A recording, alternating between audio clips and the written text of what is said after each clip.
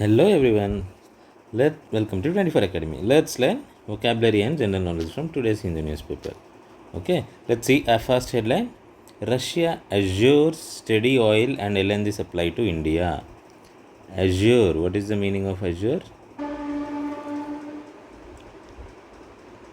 We have discussed this multiple times. To guarantee. So భరోసా ఇవ్వడం, భరోసా అన్నట్టు. Guarantee అంటే ఏంటి? భరోసా ఇవ్వడం. ఓకే, సో రష్యా భరోసా ఇస్తుంది. వాట్? స్టడీ సప్లై అంటే continuous. Steady means continuous or without any uncertainty. ఏమో వస్తుందా రాదా అనే ఇట్లాంటి అనుమానాలు లేకుండా కంటిన్యూస్గా అన్సర్టెనిటీ లేకుండా సప్లైస్ ఇస్తా అంటుంది. Russia assures, Russia guarantees steady oil and LNG supply to India. Okay, next news item. Chicken prices cool off. Cool off అంటే ఇక్కడ అర్థం తగ్గిపోయినాయి ఆర్ తగ్గినాయి, కాస్త ప్రైస్ తగ్గింది అని అర్థం. Okay, uptick in footfall. Footfall అంటే జనాలు రావడాన్ని ఫుట్ఫాల్ అంటారు. సినిమా థియేటర్ ఫుట్ఫాల్ అంటే ఎంతమంది వచ్చారు. Okay, the number of people who are coming. So uptick in footfall.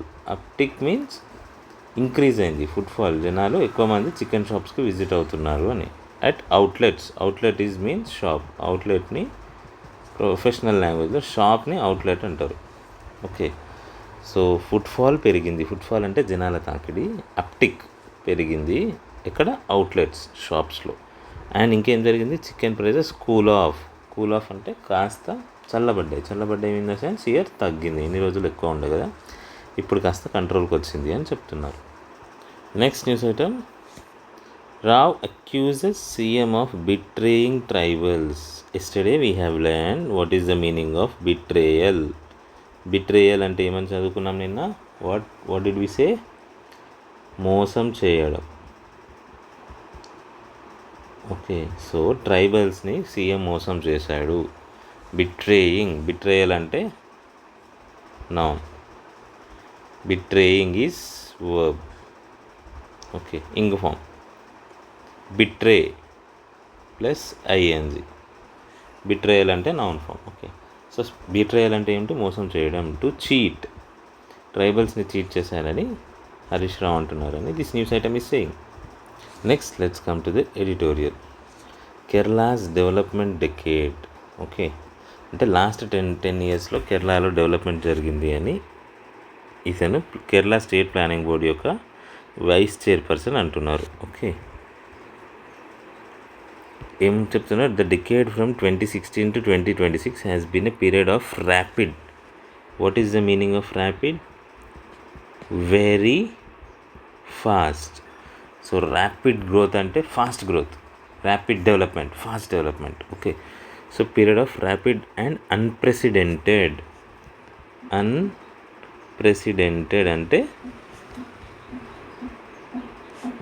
ముందు కని విని ఎరగని వారు, ముందు చూడని. Unprecedented, it was never seen before. Unprecedented means it was never seen before. So ఇంత ర్యాపిడ్, ఇంత ఫాస్ట్ డెవలప్మెంట్ ఇంతవరకు ముందు ఎన్నడూ చూడనంత ఫాస్ట్గా 2016 to 2026 కేరళ డెవలప్ అయింది ఇన్ ఎకనామిక్ పర్స్పెక్టివ్ అని చెప్తున్నారు.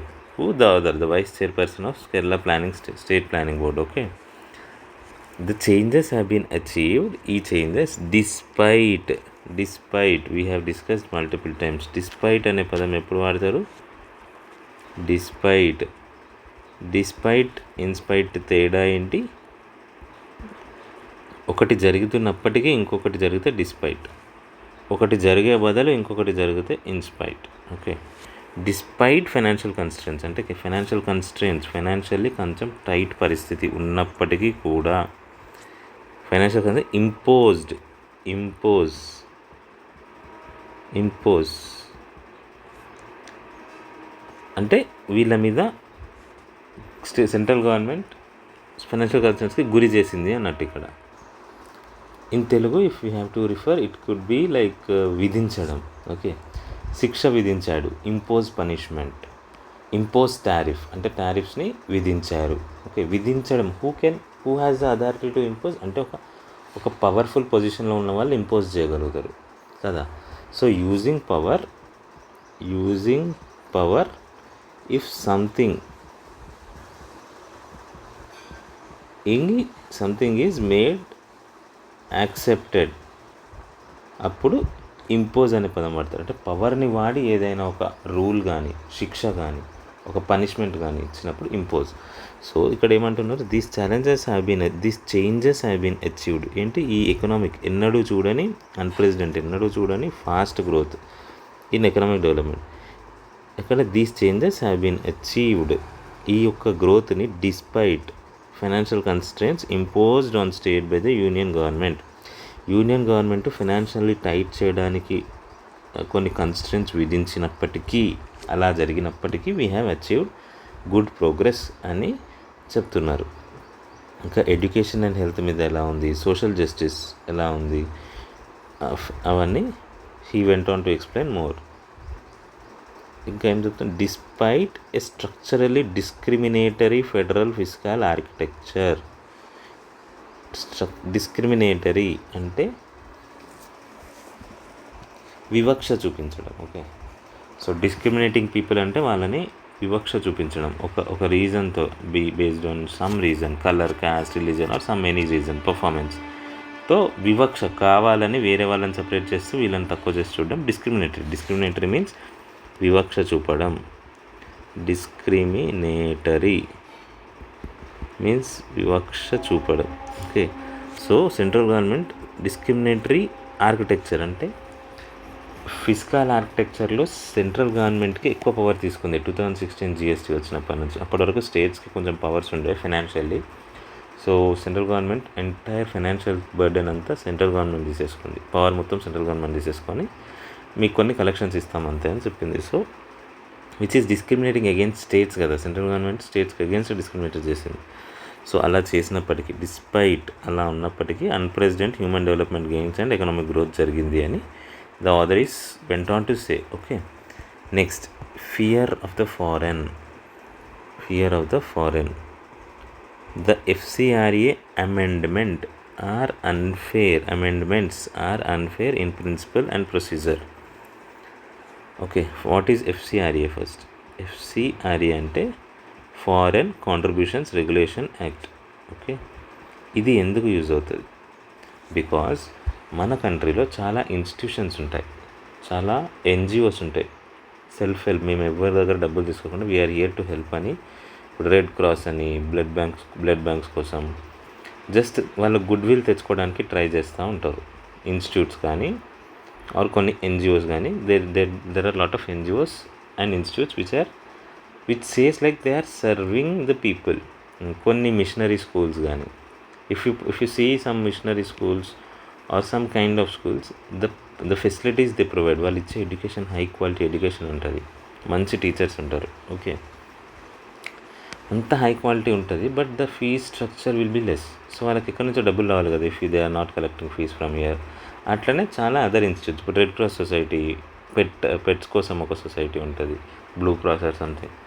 సో ఇవన్నీ ఫ్రీగా సర్వ్ చేస్తున్న పీపుల్కి for the cause of good అని చెప్తారు. బట్ even though they are serving for some good cause, they need money, right? Who are going to provide that money? Foreign నుంచి డొనేషన్స్ వస్తాయి. Fine, as long as it is useful, foreign donations are useful for good intentions, it is fine with the government. But ఏం జరుగుతుంది అంటే, for everything there are loopholes. ఇప్పుడు foreign institutions, యూఎస్లో చాలా institutions ఏం చేస్తాయి, they will fund lot of institutions here for free. ఆ గుడ్ విల్ని ఇక్కడ గెయిన్ చేసేలా చేసి, ఆ గెయిన్ అయిన గుడ్ విల్తో బ్యాడ్ యాక్టివిటీస్ని, బ్యాడ్ పాలసీ షేపింగ్కి జనాల్ని ఫోర్స్ చేస్తాయి. అంటే మన మూడ్ సెట్ చేసి మనం బ్యాడ్ పాలసీ సైడ్ వెళ్ళేలాగా, లేదా US కంట్రోల్లో వెళ్ళేలా ఫోర్స్ చేస్తాయి. Okay, so after Trump came to power, తను ఒక NGOకి వచ్చే డబ్బుల్ని మొత్తం స్టాప్ చేశాడు. యూఎస్లో ఉన్న ఒక ఫారెన్ NGO డొనేట్ చేసే డబ్బుల్ని స్టాప్ చేశాడు. విత్ ఇన్ ఏ డే అక్కడ స్టాప్ చేసిన వెంటనే హైదరాబాద్లో 17 hospitals మూతపడ్డాయి. What those hospitals are secretly doing? They are secretly converting people's gender. Okay, అసలు 2 టైప్స్ ఆఫ్ జెండర్ కాదు, gender can be any type. ఇట్లాంటి లిబరలైజేషన్ పేరుతో, లిబరల్ ఐడియాస్ పేరుతో they are polluting people's mind and they are converting genders of people. Okay, so in the mask, FCRA mask నుంచి funds తెచ్చుకొని there are many illegal activities. ఈ FCRA పేరుతోనే money laundering జరుగుతుంది, టెర్రరిస్ట్లకు కూడా funding జరుగుతుంది. So money లాండరింగ్కి కూడా foreign money అవసరం అవుతుంది. సో ఆ ఫారెన్ మనీ టెర్రరిస్ట్ చేతులకు ఎలా వెళ్తుంది? So with less control of FCRA ఎవరు పడితే వాళ్ళు ఫారెన్ కాంట్రిబ్యూషన్స్ చేయగలుగుతారు, స్లోలీ అది మన టెర్రరిస్ట్ల చేతికి వెళ్తుంది. So government should know who these funds are being provided. ఇది ఎవరు ఇస్తారు, ఎందుకు ఇస్తారు, అవన్నీ కరెక్ట్ మానిటర్ చేయాలి. దానికోసం వాడేది ఎఫ్సిఆర్ఏ యాక్ట్. అంటే ఎఫ్సిఆర్ఏ అంటే ఫారెన్ కాంట్రిబ్యూషన్స్ రెగ్యులేటరీ యాక్ట్. ఎవరు చేస్తున్నారు, ఎంత చేస్తున్నారు అని గవర్నమెంట్ కంట్రోల్ తెచ్చుకోవడం కోసం ఈ యాక్ట్ ఉంటుంది, ఫారెన్ కాంట్రిబ్యూషన్స్ని కంట్రోల్ చేయడానికి. సో అందులో అమెండ్మెంట్స్ మీన్స్ చేంజెస్, కొన్ని చేంజెస్ చేశారు, అవి అన్ఫేర్ అని ఇన్ ప్రిన్సిపల్ అని చెప్తున్నారు. నెక్స్ట్ లెసన్స్ అన్లెర్న్డ్ అంటే గుణపాఠాలు, పాఠం నేర్చుకోలేదు. ఎందుకు? Steps to manage crowds must be taught to organizers and police personnel. Crowds అంటే ఏంటి? క్రౌడ్ మీన్స్ గుంపు, జనాల గుంపు. Okay, group of people, congregation of people. వాళ్ళు ఒక గ్రూప్ కాదు, కానీ వాళ్ళందరూ కలిసి అంటే ఒక గ్రూప్లో ఫామ్ అవ్వడం. Okay, congregation of people is crowd కదా. సో ఈ పీపుల్ని మేనేజ్ చేయడం, క్రౌడ్ని మేనేజ్ చేయడం పోలీస్కి, ఆర్గనైజర్స్కి నేర్పాలి. మనం లెసన్స్ నేర్చుకోవట్లేదు అంటున్నారు. Why it is they are saying now? Because బీహార్లో మళ్ళీ ఒక స్టాంపీడ్ జరిగింది. స్టాంపీడ్ అంటే తొక్కిసలాట. ఒక టెంపుల్లో తొక్కిసలాట, స్టాంపీడ్ జరిగింది and people were died again. So ఈ స్టాంపీడ్ అనేది you come across so many things happening in India, but still organisers lessons నేర్చుకోవట్లేదు. ఆర్సీబీ కప్పు గెలిచిన ఒక ఫ్రాంచైజ్ క్రికెట్ కప్పు గెలిచిన people are losing life because of stampede. TTD తిరుమలలో stampedes జరుగుతున్నాయి. ఏ గుడి పెడితే ఆ గుడి, చిన్న చిన్న గుళ్ళలో కూడా stampedes. Why stampedes are happening? తొక్కిసలాట్లు ఎందుకు జరుగుతున్నాయి? Because the organizers are not learned with right people management. పీపుల్ని ఎలా మేనేజ్ చేయాలో వాళ్ళు తెలుసుకోవట్లేదు. సో మనం ఇంకా లెసన్స్ నేర్చుకోవట్లేదు ఆఫ్టర్ దీస్ మెనీ స్టాంపీడ్స్ అని author went on to say. Next, Rajasthan high court expunges remarks on transgender act. Expunge means to erase a record, to erase an entry from record. Okay, అంటే తుడిచివేయడం, ఒక టెక్స్ట్ని తుడిచేయడం లేదా ఒక జ్ఞాపకాన్ని తీసేయడం. ఓకే, సో హైకోర్టు చేసిన రిమార్క్ని తీసేస్తుంది, ఎక్స్పంజ్ టు ఎరేజ్ అన్నట్టు. So she expunged his memory from her brain అంటే తన మెమరీని ఈమె బ్రెయిన్లోంచి తీసేసింది. Expunge means to erase, completely తీసేసింది. Okay, so that's how it is. Expunge means to erase. Next, INS Aridhaman, current affairs. Okay, INS Aridhaman ఏంటి? INS హర్దిమాన్ అనేది న్యూక్లియర్ పవర్డ్ సబ్మెరైన్ అంటే ఇదిగో చూడండి ఇలా ఉంటుంది, వాటర్లోకి వెళ్ళిపోతుంది. Nuclear power, it can launch nuclear weapons as well on the enemy. Enters India's naval fleet. ఇంతవరకు మనకు 2 న్యూక్లియర్ పవర్డ్ సబ్మెరైన్స్ ఉండే. న్యూక్లియర్ పవర్డ్ సబ్మెరైన్స్ అంటే ఉన్న మనం బిల్డ్ చేసే న్యూక్లియర్ వెపన్స్ని లాంచ్ చేసే కెపాసిటీ ఉండాలి. Okay, because we are launching by sitting hundreds of kilometres far from our target. Exact precise లొకేషన్లో టార్గెట్ చేసే ఎనర్జీ ఈ డివైస్ ఇవ్వాలి. నువ్వు ఎందులో అయితే పెడుతున్నావు అది ఆ ట్రాజెక్టరీని డిసైడ్ చేయగలగాలి. So launching a nuclear powered missile is not so easy. So far India has capability to launch nuclear weapons through air, through land, through water. 3 వేస్లో ఇండియాకి కెపాసిటీ ఉంది న్యూక్లియర్ వెపన్స్ లాంచ్ చేయడానికి. Very few countries will have such feature. Okay, చాలా తక్కువ countries దగ్గరే అలా ఉంది. Either air నుంచి కొంచెం ఉండొచ్చు, లేదా కొంతమందికి ఓన్లీ ఫ్రమ్ ల్యాండ్ ఉండొచ్చు. We have all three ways. So far we only had 2 nuclear powered submarines. Now with this INS Ardiman, this is India's third nuclear powered submarine. It is launched by India's naval fleet అంటే ఏంటి?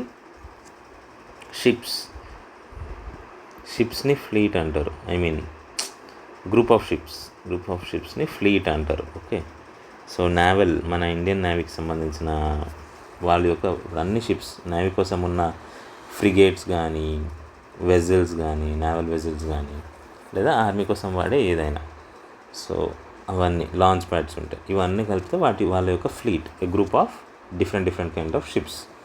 So దానిలోకి INS Aridhaman అనే nuclear powered submarine నిన్న join అయింది. ఎక్కడ? Where is it? Visakhapatnam. Remember the place also. Remember the place, name of the submarine. Okay, it is SSBN, submersible ballistic nuclear, submersible ship ballistic nuclear. Okay, submersible అంటే మునిగిపోయేది, మునిగిపోయినా work చేయడం, అంటే drowning కాదు. Humans drown అవుతారు, అంటే మునిగిపోతారు, నీళ్ళలో మునిగి చనిపోయారు. He died by drown. He drowned అంటే మునిగిపోయాడు. సబ్మెర్సిబుల్ అంటే అట్లా కాదు. సబ్మెర్సిబుల్ అంటే నీళ్ళ లోపల ఉండేది. ఓకే, ఇప్పుడు మోటార్ నీళ్ళ లోపల పనిచేసే మోటార్స్ని సబ్మెర్సిబుల్ పంప్స్ అంటారు. Okay, submersible means which can function under water. ఇక్కడ సబ్మెర్సిబుల్ షిప్ అంటే which can function under water ship which can perform under ship. Ballistic nuclear అంటే ballistic missiles, nuclear ballistic missiles launch చేయగలదు. That's what it is saying. It is very important in current affairs point of view. Okay, the last news item for today: beyond enrichment, mapping Iran's potential sprint to nuclear bomb. Enrichment అంటే ఏంటి? Purifying. What they are purifying? Uranium. So okay, so Iran is expected to have around 500 kg of uranium enriched, అంటే purified uranium, to 60% ప్యూరిఫికేషన్లో తీయడం. అంటే uranium natural ఫామ్లో కాకుండా uranium 235 అనే isotope ఫామ్లోకి తయారు చేయడం. ఓకే, ఎన్రిచ్మెంట్ ఇక్కడ ఈ సందర్భంలో the more it turns into uranium 235 isotope, the more enrich will call that metal there. So uranium 235 isotope is used in nuclear bombs. Atom bombs తయారు చేయాలంటే యురేనియం 235 అనే ఒక ఐసోటోప్ అంటే ఏంటి? Please comment this chemistry thing. Okay, so ఈ isotope uranium 235 ఐసోటోప్ని 60% ఎన్రిచ్మెంట్కి తీసుకొచ్చారు. Generally if they are 90% enriched, it is fit for nuclear bomb. అది న్యూక్లియర్ బాంబ్ తయారు చేసుకోవచ్చు మనం. ఓకే, ఈ 90%లో మిగిలిన 10% యురేనియం 238 ఉంటుంది. Fine. So enrichment is process of increasing the quantity of uranium 235 in uranium mass. Entire uranium మాస్లో 235 మాస్ని పెంచుతూ 238 మాస్ని తగ్గించడం. దానికోసం ఏం చేస్తారు? సెంట్రిఫ్యూగల్ మెషిన్స్ ఉంటాయి. Okay, I think other might have discussed. Centrifugal మెషిన్స్లో యురేనియం నేస్తారు. అది సెంట్రిఫ్యూజ్ వల్ల, with the process of centrifuge 235 atoms అన్నీ సపరేట్ అయిపోతూ ఉంటాయి. So that's how the purity is achieved. So దీనికి it takes lot of time actually. To enrich uranium, it takes years and years of time. But right now, International Atomic Agency estimated Iran could produce 25 kgs of one atom bomb in under 10 days. Years of ప్రాసెస్లో enrichment జరుగుతుంది. కానీ IAEA ఏమంటుంది? ఇంకా just 10 daysలో దాని enrichment process complete అయ్యేది ఇరాన్ది అని international atomic agency చెప్తుంది. Okay, so ఒకసారి ఎన్రిచ్మెంట్ అయిపోతే వాళ్ళ దగ్గర అటామిక్ బాంబ్ వస్తే they will not listen to anyone అని చెప్తున్నారు. Same with anyone. Even India will listen to anyone if things comes we have nuclear bomb, so we can make them fear. అట్లా Iran కూడా జనాల్ని భయపెట్టగలదు అని వాళ్ళు చెప్తున్నారు. Okay, and that's it. I think that's it for today's headlines, vocabulary and current affairs. Hope you have learned very well. You have learned very good amount of vocabulary and some current affairs and general knowledge. Thank you for watching. If you like our content, please like our video, subscribe to our channel and share this content to your friends so that they will not miss any of these important discussions from here on. Thanks for watching. Bye.